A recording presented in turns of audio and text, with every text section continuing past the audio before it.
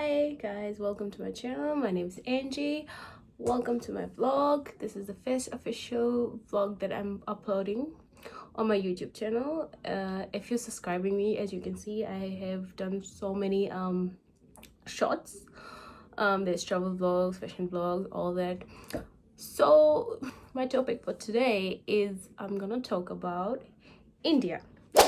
So if you're someone that's subscribing me already, you can see from my shorts that I went to India in last year in the month of November.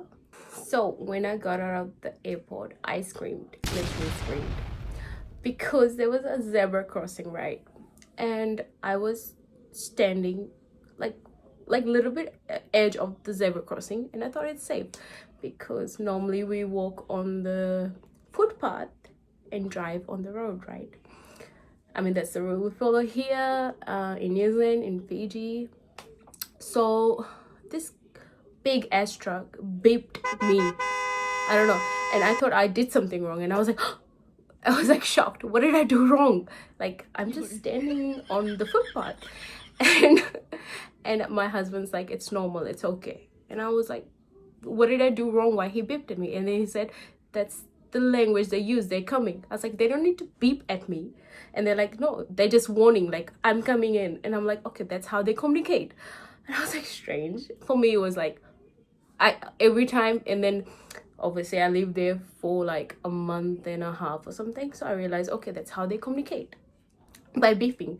It did, I can say, out of 100%, maybe till this day I haven't got used to of the beeping. I always feel like, okay, I have done something wrong whenever the car beeps, but that's just normal. That's how they communicate. So if you someone that somewhere like live in a such a big population, you will find this weird, because so much traffic. And there's lines also, like over here in New Zealand we follow lines, right? There's like 3 lines. In India there is lines, but just like, let's say there's 4 lines, so that means that 4 cars can be in the row. And there would be 7 cars in the row. There's lines, but just it's invisible to them. Okay. And if you're crossing, there's no traffic lights. You just have to kind of like master it, you know, these flowing cars. It's just so hectic, I tell you. So many times I thought I will get hit. So that's one thing I have experienced and traumatized a little bit by it, still till this day. Another thing was toilet. The first time when I saw the toilet, I was like, how the hell do you pee here?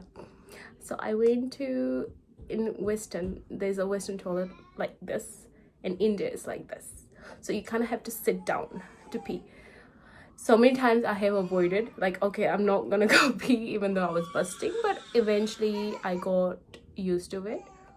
I have experience. If you're traveling, make sure you carry sanitizer with you, because it's a lot of mess, you can say. It's because so many people is in India, so many hands touching, and there's also viruses like dengue fever and all that. To avoid all this, I would say carry a sanitizer, and especially if you're traveling with kids also. So carry a sanitizer, that's like your best friend. So mind you, I just been to Mumbai, because India is so big and so many states there.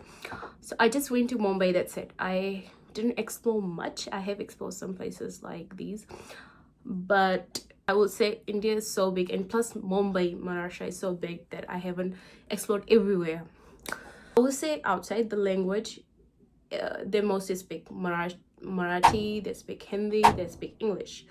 Some, I would say some don't speak Hindi much. I mean, sorry, not Hindi, English, but common language they use is Hindi, where you can communicate with everyone.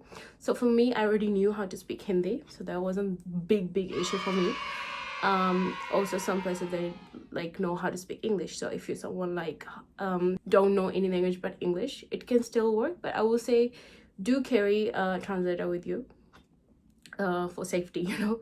Like in New Zealand we need a car seat if the baby is like at least, I think 2 years younger. We need car seat, at the seats, and we need to wear seatbelt. But over there, it's not necessary to have a seat. Actually, I never spotted anyone having a seat, car seat for a baby in their car. And also no one, I haven't seen anyone wearing a seatbelt also, except drivers.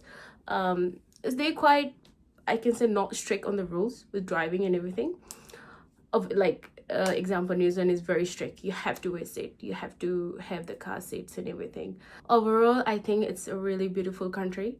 It's just so overpopulated that government is not controlling any rubbish around it. There's so much rubbish. I've seen so many rubbish. There's not everywhere, but most of the place there is rubbish, and some place is clean.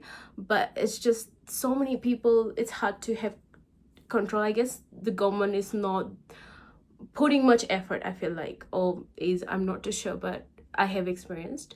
If you minus the rubbish and everything, even the beaches has so much rubbish, I have seen.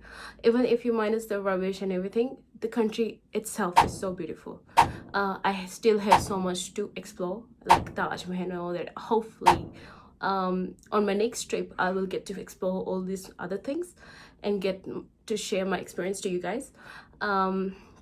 Overall, I did really like the country, and I would want to go back and explore more food, culture, and everything, the adventures, everything. I hope you enjoyed this vlog, and if you do want to see more of these vlogs of traveling, for me traveling, do share, subscribe, and thank you for watching.